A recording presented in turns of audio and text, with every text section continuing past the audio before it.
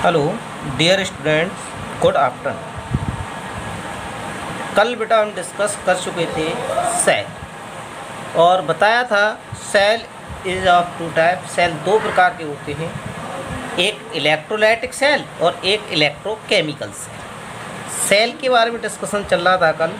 Cell और cell मैंने बताया था ये दो प्रकार के होते हैं, एक इलेक्ट्रोलाइटिक सेल बताया था, इलेक्ट्रोलाइटिक सेल, और दूसरा बताया केमिकल सेल।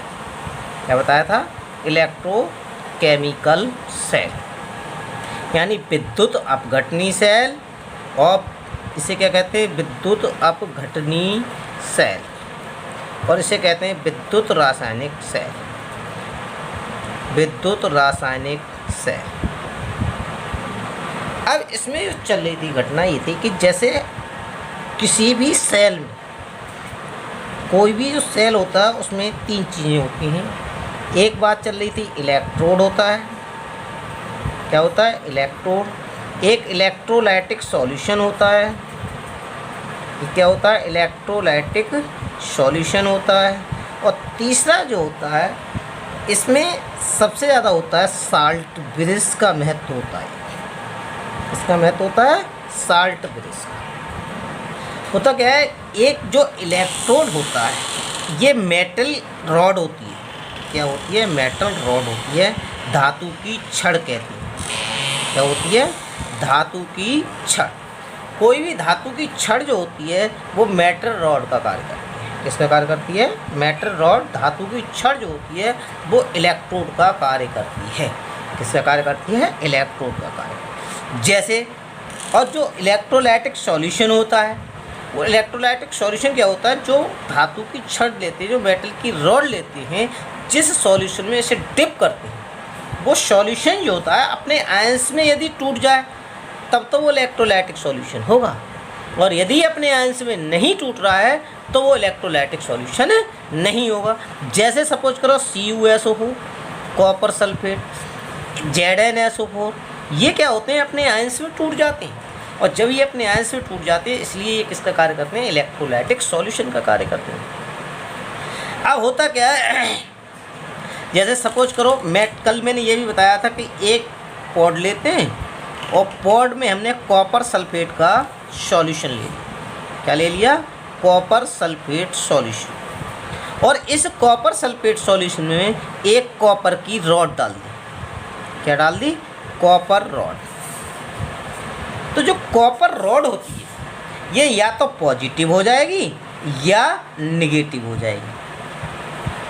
भाई अगर सपोज करो हमने यहाँ पर क्या डाल दिया? कॉपर रॉड डाल दी। इसी तरह से एक सेम बीकर हमने और ले लिया, और सेम बीकर में ZnSO4 का सॉल्यूशन ले लिया। इसका ले लिया ZnSO4, और इसमें Zn की रॉड डाल दी। किसकी रॉड डाल दी? Zn रॉड डाल दी। तो ये रॉड भी क्या हो जाएगी? या तो पॉजिटिव हो जाएगी या निगेटिव हो जाएगी। तो कोई भी मेटल रॉड जिस उसी के सॉल्यूशन में डाली जाए, ये भाई जैसे Zn की रॉड ली, ZnSO4 सॉल्यूशन में डाल दी, कॉपर की रॉड ली, कॉपर सल्फेट सॉल्यूशन में डाल दी, तो ये जो रॉड होती हैं ये पॉजिटिव या निगेटिव चार्ज हो जाती है। और ये जो पॉजिटिव और नेगेटिव चार्ज होती हैं ये फिर एक्ट करती हैं, किसका कार्य करती हैं? कैथोड का कार्य करती हैं या एनोड का कार्य करती हैं? किसका कार्य करती हैं? कैथोड का कार्य करती हैं और एनोड का कार्य करती हैं। अब बात ये होती है कि जो हमारे दो सेल्स होते हैं, तो इलेक्ट्रोड समझ में आ गया आप लोगों के। इलेक्ट्रोड क्या होता है? मेटल रॉड होती है, धातु की छड़। किसका कार्य करती है? इलेक्ट्रोड का कार्य करती है। क्यों करती है? क्योंकि जैसे ही वो सेम सॉल्यूशन में डिप की जाती है तो वो पॉजिटिव या नेगेटिव हो जाती है, जिसे हम कैथोड और एनोड कहते हैं। और ये हमारी रॉड किस कार्य करती है? इलेक्ट्रोड का। जो सॉल्यूशन होता है, जो सॉल्यूशन हमने लिया ZnSO4 या कॉपर सल्फेट, ये अपने आयंस में क्या होता है? ब्रेक हो जाता है, और ये एक्ट करता है किसका? Electrolytic solution. ठीक है। बात आती है विद्युत अपघटनी सेल यानी इलेक्ट्रोलाइटिक सेल। अब जो इलेक्ट्रोलाइटिक सेल होते हैं, अब यहाँ पर ये देखेंगे कि इलेक्ट्रोलाइटिक सेल में मैंने कल बताया था when electrical energy change into the chemical energy, chemical energy, यानी विद्युत ऊर्जा रासायनिक ऊर्जा में चेंज होती है किसके द्वारा? विद्युत अपघटनी सेल के द्वारा। यानी किसके द्वारा? विद्युत अपघटनी सेल के द्वारा, इलेक्ट्रोलाइटिक सेल के द्वारा। तो हम क्या कह सकते हैं? Electrolytic cell is a device by which electrical energy change into the chemical energy. यानी विद्युत अपघटनी सेल वह सेल है जिसके द्वारा विद्युत ऊर्जा को रासायनिक ऊर्जा में परिवर्तित किया जाता है। अब जो इलेक्ट्रोलाइटिक सेल है, तो देखें यहाँ पर मैंने अभी आपको एक उदाहरण बताया था, Zn की रॉड को ZnSO4 में कर दिया, Cu रॉड को CuSO4 सॉल्यूशन में डाल दिया। अब ये एक कंप्लीट सेल नहीं हुआ। कंप्लीट सेल के अंदर क्या होता है? दो चीज़ें होती हैं, दो सेल होते हैं। आपने देखा होगा बैटरी में भी दो चीज़ें होती हैं, एक पॉजिटिव होता है और एक नेगेटिव होता है। तो जब दोनों आपस में मिल जाएं, यानी किसी भी चीज़ में एक पॉजिटिव एक नेगेटिव हो, तब वो कहलाता है हमारा कंप्लीट सेल। क्या कहलाता है? Complete cell. तो इस प्रकार ये जो दो सेल हैं, ये तो हो गए हमारे हाफ सेल। कैसे हो गए? हाफ सेल, यानी अर्ध सेल, आधे सेल। इन दोनों को क्या कहेंगे? हाफ सेल कहेंगे। ठीक। अब जब ये दोनों हाफ सेल में क्या होता है? इनमें एक में तो ऑक्सीडेशन होता है और एक में रिडक्शन होता है। यानी कंप्लीट इलेक्ट्रोलाइटिक सेल में कौन सी रिएक्शन होती है? रेडॉक्स रिएक्शन होती है। कौन सी रिएक्शन होती है? रेडॉक्स रिएक्शन होती है। अब ये रेडॉक्स रिएक्शन कैसे होती है? देखें, दो हाफ सेल हैं, दो अर्ध सेल हैं, एक में ऑक्सीडेशन होगा, दूसरे में रिडक्शन होगा। दोनों को किसके द्वारा जोड़ दिया जाता है? एक साल्ट ब्रिज के द्वारा जोड़ दिया जाता है। किसके द्वारा कनेक्ट कर देते हैं? साल्ट ब्रिज के द्वारा कनेक्ट कर देते हैं। ये होता है हमारा साल्ट ब्रिज। Salt bridge. और इस साल्ट ब्रिज के द्वारा जब कनेक्ट कर देते हैं, इसमें होता है हमारा KCl का सॉल्यूशन, KNO3 का सॉल्यूशन, ETC अन्य भी होते हैं। इसमें क्या होता है? एक सॉल्यूशन बना, ये यू ट्यूब होती है, ग्लास की छड़ होती है, और ये यू के आकार की होती है। किसके आकार की होती है? यू के आकार की होती है। ये करती क्या है? इन दोनों को कनेक्ट करती है। दो हाफ सेल को, दो अर्ध सेल को जोड़ने का कार्य करती है, यानी ये पूरा सेल बना देती है। अब इसमें क्या है? जैसे सपोज करो Zn जो होता है, यहाँ पर जो Zn है, ये Zn कन्वर्ट होता है Zn2+ में। इसमें Zn2+ में। अब ये Zn किस में चेंज होता है? Zn2+ में। और कॉपर टू Cu2+ किस में चेंज होगा? Cu। किस में चेंज होता है? Cu। होता क्या है? आपने पढ़ा होगा ऑक्सीडेशन एंड रिडक्शन। आपने पढ़ा है ऑक्सीडेशन और रिडक्शन।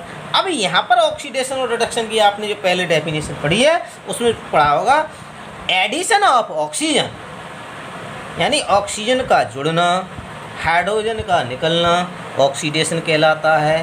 हाइड्रोजन का जुड़ना यानी addition of hydrogen and removal of oxygen, oxygen का निकलना रिडक्शन कहलाता है। लेकिन अब हम पढ़ेंगे किसके केस में? इलेक्ट्रॉन के केस में। तो इलेक्ट्रॉन के केस में क्या होता है? Loss of electron. Loss of electron यानी इलेक्ट्रॉन की कमी। इलेक्ट्रॉन की कमी क्या कहलाती है? ऑक्सीडेशन। और इलेक्ट्रॉन की गेन ऑफ इलेक्ट्रॉन, क्या चीज़? गेन ऑफ इलेक्ट्रॉन यानी इलेक्ट्रॉन की अधिकता, ये क्या कहलाती है? हमारी रिडक्शन कहलाता है।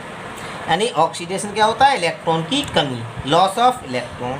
रिडक्शन क्या होता है? गेन ऑफ इलेक्ट्रॉन, इलेक्ट्रॉन की अधिकता। अब यहाँ पर देखें, ये तो आप लोगों को पता है कि जैसे ही प्लस का चार्ज आता है, इसका मतलब इलेक्ट्रॉन की कमी होती है। क्या होती है?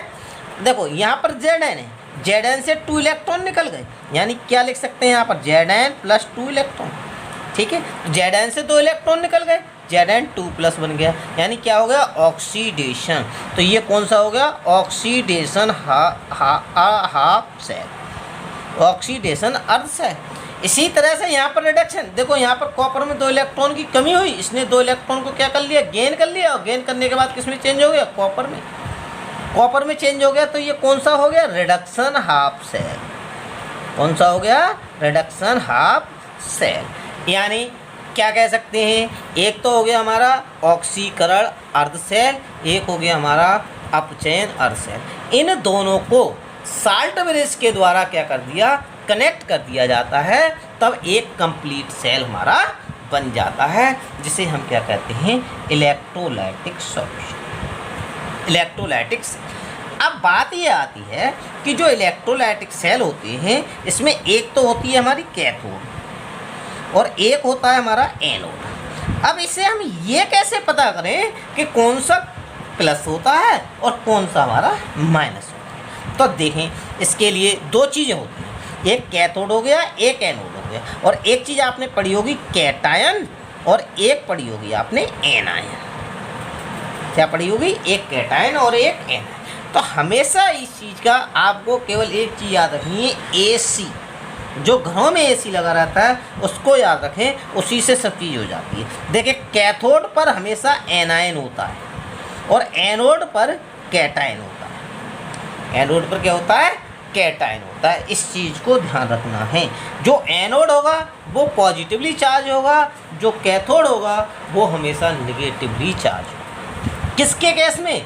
इन the case of electrolytic cell, यानी ए सी से देखेंगे। देखें, यदि ये ए का मतलब मैंने क्या मान लिया? एनोड मान लूँ। क्या मान लूँ? एनोड। और सी क्या हो गया हमारा? कैटायन। सी क्या हो गया हमारा? कैटायन। तो एनोड किसका कार्य कर रहा है? कैटायन का। यानी जो एनोड होगा वो कैसा होगा? पॉजिटिवली चार्ज होगा। इसी तरह से ऐसे में क्या मान लूँ? सी ए मान लूँ। यानी सी का मतलब कैथोड, सी का मतलब कैथोड और ए का मतलब एनायन। तो कैथोड किसका कार्य करेगा? हमारा एनायन का कार्य करेगा। किसका कार्य करेगा? एनायन का। तो हमें क्या रखना है? याद रखना है ए सी। ए का मतलब एनोड, सी का मतलब कैटायन। यानी एनोड कैसा होता है?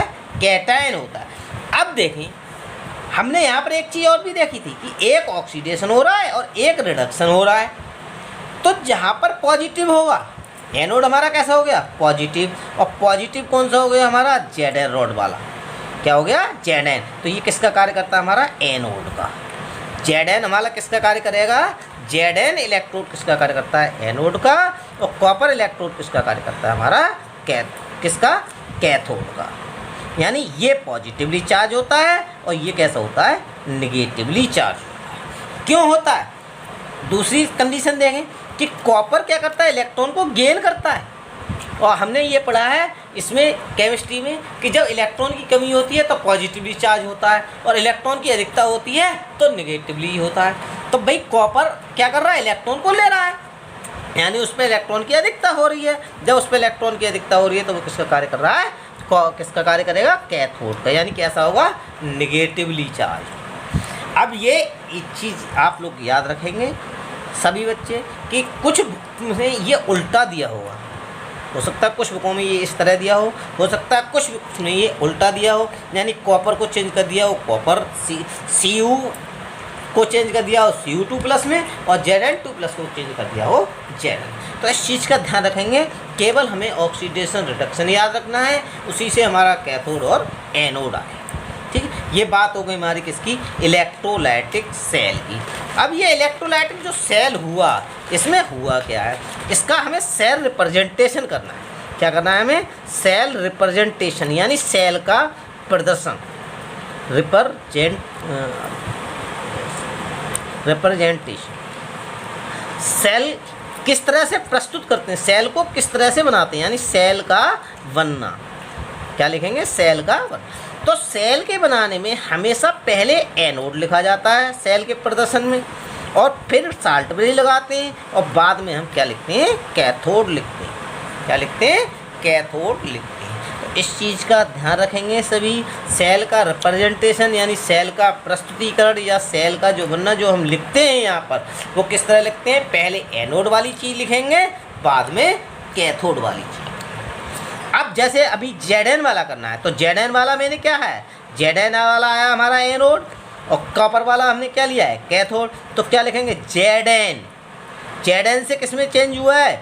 Zn2+ में। जैसे जैसे रिएक्शन होती है सेम वैसे वैसे लिखते हैं। और यहाँ पर क्या लिखेंगे? ये डबल स्लैश, और फिर क्या लिखेंगे? Cu2+, फिर क्या लिखेंगे?